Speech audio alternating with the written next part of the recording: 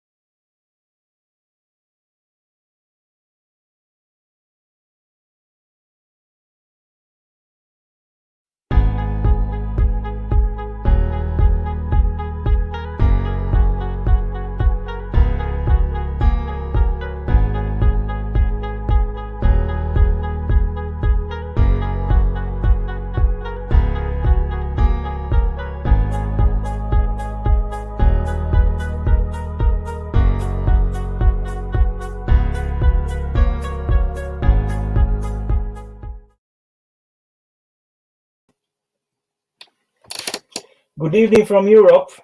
Good afternoon, America. And perhaps good morning sometime somewhere in Asia. I'm Ciprian Moga. I'm a volunteer member of the team who organize Catalyzing the Future conference. It's a free online event gathering many people in the practice or thinkers in the field of agility, antifragility, resilience, and all the things that shapes the world of organization today, and not only the world of organization. I'm happy to introduce you tonight, Raphaël De Vittoris, who works in a very interesting and I will let him introduce himself. He works in a very interesting job in a very interesting company. Welcome, Raphaël. Glad to have you here. Welcome. I'm glad to be with you. Thank you very much. Okay, what you are doing for a living, Raphaël? Okay, so as you said, my name is Raphaël De Vittoris, and I'm a practitioner of crisis management. I'm the crisis manager of a multinational, and in the industry, and also I'm a teacher in a couple of masters in crisis management, crisis communication, and risk management, and I'm kind of advisor for small administration of crisis management also, and finally I'm kind of starting scholar in crisis management right now. How is the industrial world answering to the crisis we are living now? How can I say? According to the COVID, I mean, right now, industry must think differently, as a lot of all the businesses and all the category of businesses. And the big change, from my point of view, is the concept of volatility, which is behind the concept of antifragility coming from Nassim Taleb. And the fact is, during a long time, nobody spoke about volatility. And right now, it's striking the face of everyone. And especially for the people who spoke about risk during decades, and with the kind of former aspect of risk management, I mean, where the base crisis on main variable like frequency and gravity. And and Nassim Taleb already killed, I would say, the frequency variable in his first two books, which were how can I say, Fooled by Randomness and Black Swan. And right now, bringing volatility aspect through his anti-fragile model, and it's a new way to understand the world, and maybe a new way to how can I say, conceptualize crisis management, and maybe, I mean, change the way we organize our structure in order to face, I mean, unpredictable events. Volatility. If you have to go blunt to a quick and dirty answer, what could be the answer of a company to volatility, especially if you work in a company who is in production field, right? So very, very connected to an industrial model. Okay. And what could be the answer to volatility? So I would say that first thing is volatility is all around us for a clear reason. And I will take the word of a scholar in the past, which was named Charles Perrault, who wrote in 1984 a very great book where he detailed his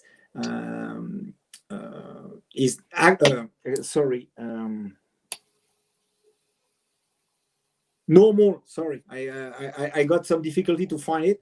So normal accident theory. And in normal accident theory, and it was the premises of the complex theory, where he said that there is two factors which made crisis, how can I say, more pregnant than before. First one is the complexity gets higher and higher, which increase the probability to have a failure. The second factor is most of the activities are coupled, which means that when a failure raise, and she got a kind of a natural predominance to have a higher magnitude impacting more and more activity at the same time. And thanks to those two factors, he said, right now in the modern system, which are more complex with more coupled activities, you may have more crises, and the magnitude which should be bigger. The fact is, right now, it was in 1984. Right now, in the current world, I mean, it's not how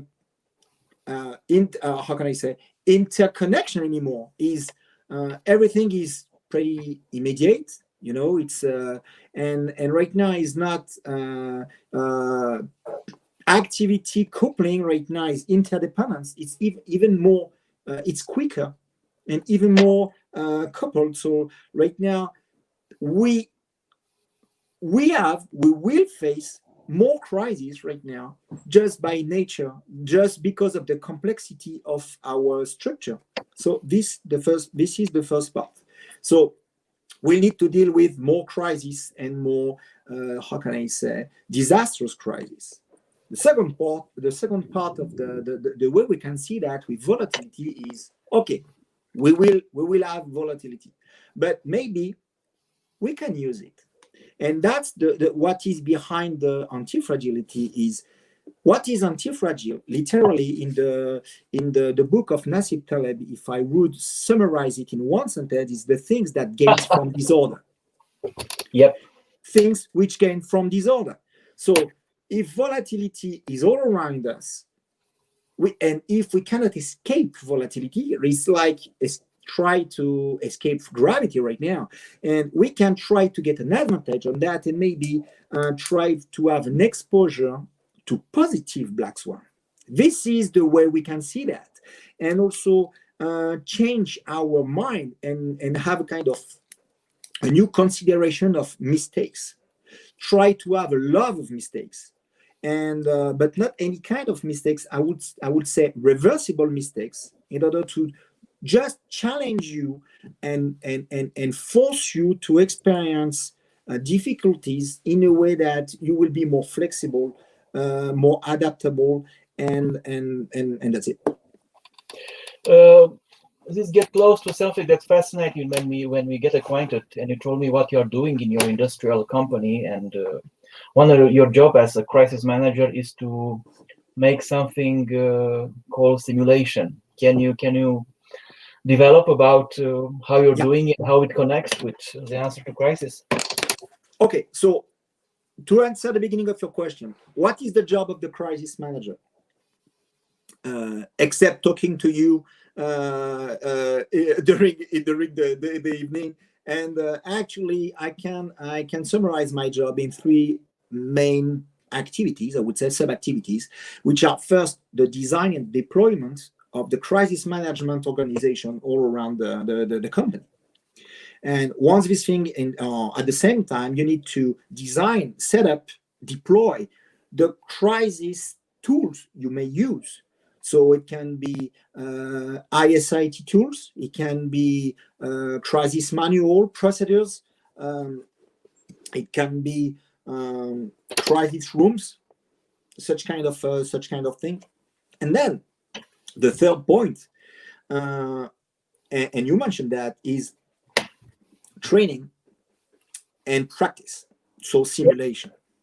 And this is, from my perspective, one of the key aspects for the crisis manager, because just before I mentioned antifragility, and the problem I face is when I work with the organization I'm involved in, the main organization I work in, or the other who ask me for help. And the fact is, most of the time, and I would say every time, I'm not involved in the strategic decision, because I'm not an executive committee member, and of course, and I'm not involved in the decision about what will be the company in the next 10 years, what is the next market, etc.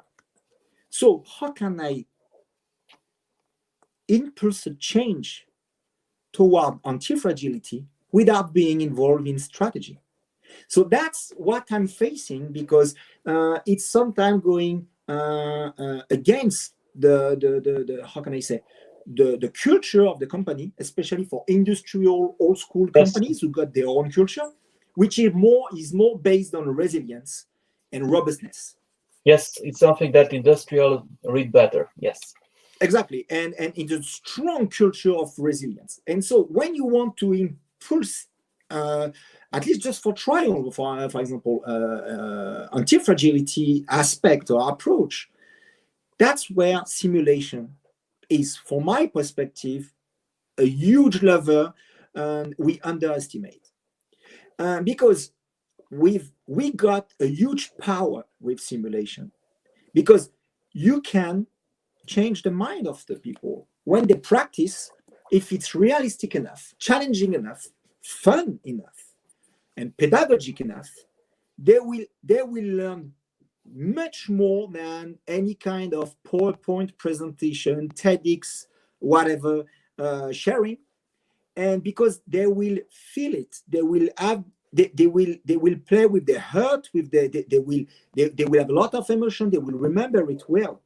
And when you slightly change the mind of the people, you just do your first step in change management. And you can argue, because I know you are an expert in change management, but the mind changing is a big aspect. And with simulation, what you can do is surprise the people, and that's a pretty interesting thing. You can make people be surprised and maybe sometime be suffer all the steps you will experience in a real crisis. And I will call them the 3 Ps.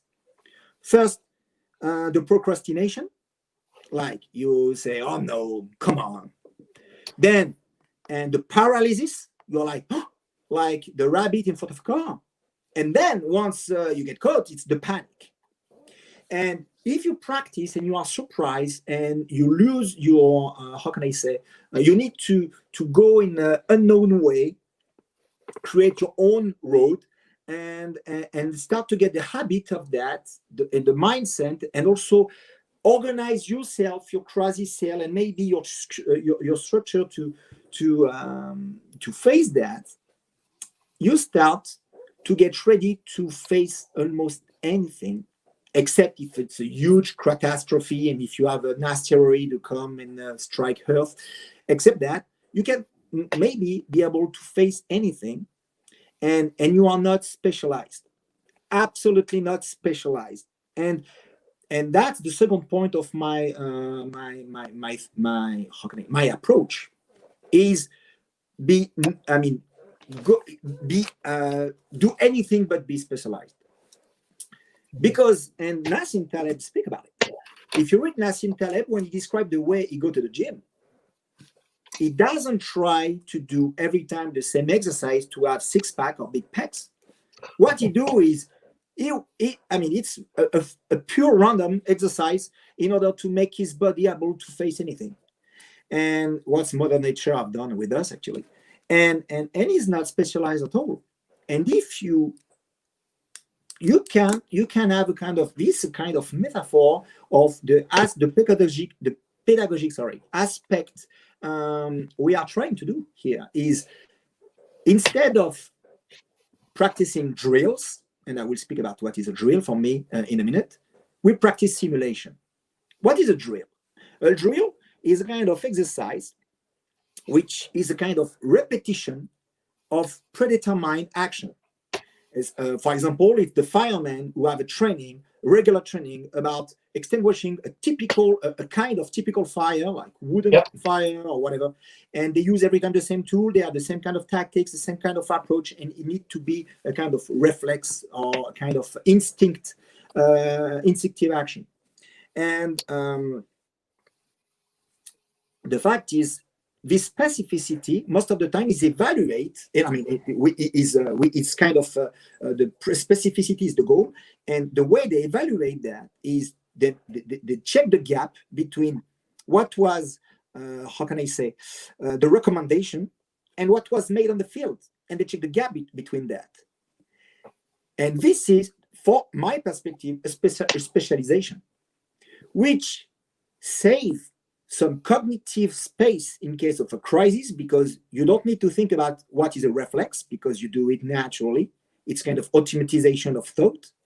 But the fact is, as you start to have this routine, it's pretty hard, cognitively speaking, to get out of that, and you may be lost. And the second P, paralysis, in the middle of the crisis, because it doesn't go in the way it's supposed to go according to your training. That's why we prefer simulation. And what do I mean by simulation? Surprise. So I take you by surprise. You guess, you will have a fire simulation, and you will not have a fire simulation. You will have a nightmare simulation. And second is the contextuality. Is not the same simulation at the same time, every time. And every time we try to contextualize in order to make sure that what you will face some details which you will learn about by adaptation. It will not be a kind of standard scenario. It will be highly, highly contextualized. And also you will have multiple choices.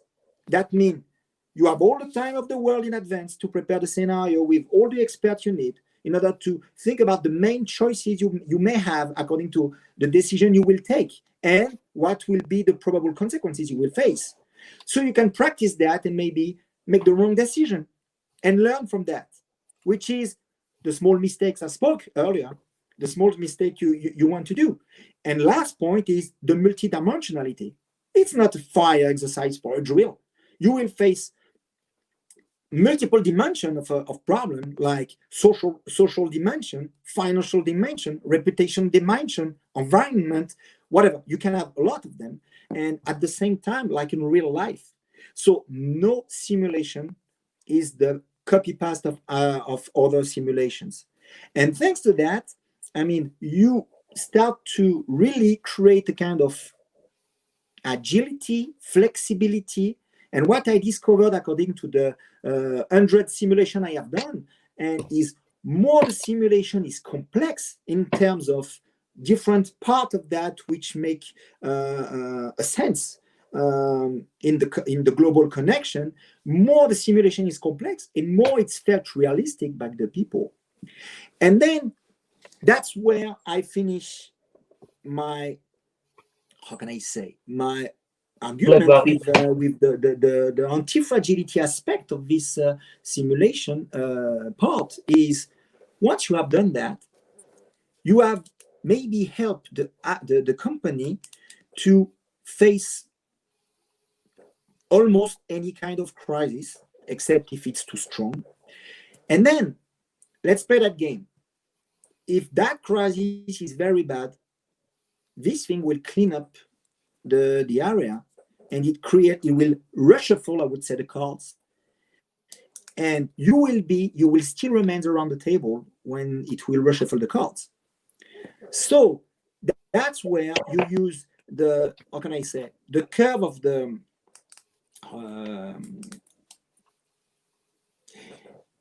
is the convexity of Nassim Taleb. You use a lot of small energy, small mistakes.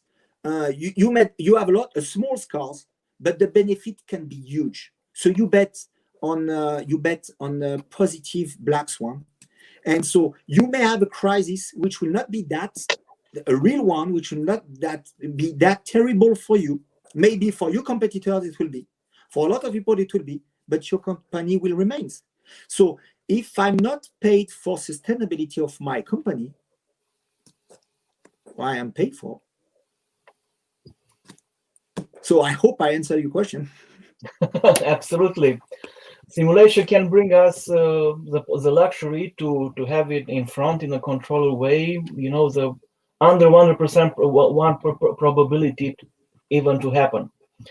I remember, and we also can capitalize by like exercising on something that we never exercise in small portion. I remember a discussion I had with another practitioner like you, who say you can become anti-fragile by start practicing something slow in small portion, and I think simulation could be this one. I think you will be in a panel with only practitioner at the conference. I think. Yeah. Yeah.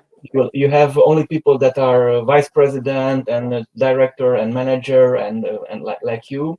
I think it will be very. I'm not a vice president. I would like, but not yet. You are manager. You are crisis manager. Yes, and it will be a panel about business agility and antifragility. So it will be all together. It comes from your presentation. I'm looking forward for having you at a conference. I invite everybody who watching us to enroll. Just go to the catalyzingthefuture.com and just connect and let your email address, and you will get by mail all the credentials needed. Thank you for listening to us. Raphaël, a pleasure to be with you tonight, and looking forward to the conference. Great. Thank you very much. All the best. See you. Bye-bye.